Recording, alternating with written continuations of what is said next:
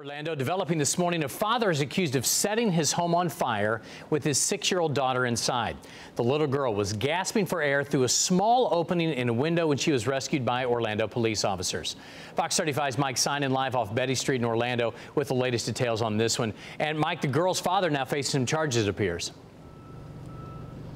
They're very serious charges, and you can still see that the boards are up on this house on Betty Street. We're in Colonial Town, just off Bumby, where they're doing all that road work, and this fire happening at about 5 o'clock in the morning yesterday. And Bobby Merritt, 49 years old, now charged with attempted murder. They say, OPD says that they were responding because of a Facebook post and a call about that post saying that he and his daughter were going to a better place. And when they got here, they definitely found a fire. In fact, a fire that investigators say was set in multiple places. Now, as far as how those OPD officers were able to rescue the 6-year-old girl out of this burning house, Amy, why don't we have them tell you about that? Yeah, we're so honored, Mike, to have all of them in the studio this morning. We have Chief John Mina. We're going to go down the line. I'm going to let you guys introduce yourselves. Officer Russell Sayer. Okay. Hey, Sergeant Joe Capiz. Officer Kevin Geschke. Officer Christopher Valenti. And Officer Michael Turner. All right, I'm going to grab the mic back. I want to talk to the chief real quick. And Chief, tell me, how proud are you of these guys? I'm just like a proud dad. You know, these guys risk their lives every day.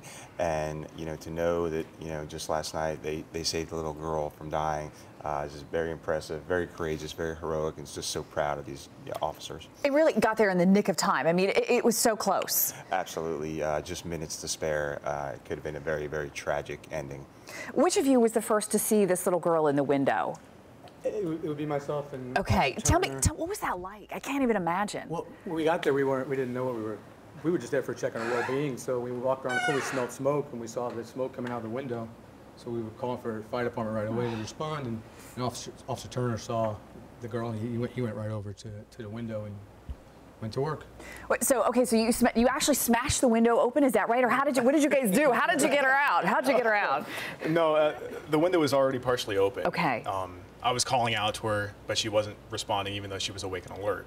So I saw that there was a screen, there was no glass behind it, so I took out my knife and I cut the screen loose. At that time, Officer Valenti had just grabbed onto the screen without even having to say anything, ripped the screen out, and then Sergeant Capiz and I moved around to the south side of the house. Wow. So your adrenaline obviously pumping at this point. I mean, you guys realize that there are probably other people in the house. What happened from there? Who wants to go next? Sure. I pulled out the little girl from the window and brought her to the sidewalk and asked her who else was in the house. And at that point, she told me her dog and her dad. So at that point, we came back, and that's when me and Officer Sayer noticed the father laying on the bed, pretty unconscious. So we started pulling him out the window. And once we got him out the window is when Officer Geschke and Turner started to provide CPR to him and brought him back in the end. Wow. And I understand that the father actually, I guess, is wheelchair bound. So obviously that provides even more issues. But he was unconscious at the time, is that right? So tell me, what was the scene like? I understand some neighbors were outside and they were trying to help, but there was the lady next door, is that right? We really weren't aware of the neighbors coming out. Okay. We were so focused on getting the little girl and the father out that, you know, our training kicked in and we did what we had to do at the time. You guys are amazing. I got to say, we're just so proud of all of you. I can't imagine what it's like to be on a scene. I imagine many of you are fathers as well. Yes. What is that like when you see something like that as a parent? Yeah, as a parent, it was heart-wrenching to see a girl, and she was trapped, and you know, when we got there, she's trying to get air out the window, and and that's the heart-wrenching part, and and just to get her out while she was alert was that was the godsend. And then we were able to bring her father back. Wow, you guys are amazing. I really appreciate it. Chief, you should be so proud. Very proud, and not only did they save her life, last night they went and visited the girl in the hospital, brought her a teddy bear.